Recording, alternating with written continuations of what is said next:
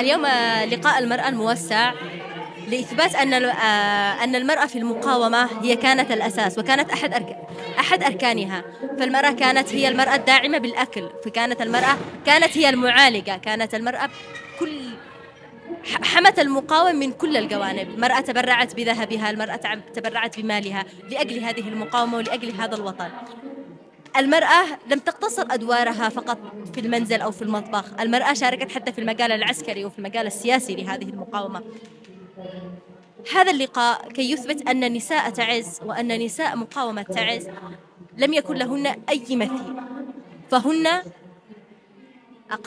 خرجن لأجل إقامة دولة، خرجنا بهذه المقاومة كي نقول لا لحكم الإمامة، وأننا دولة مدنية حديثة جمهورية يمنية.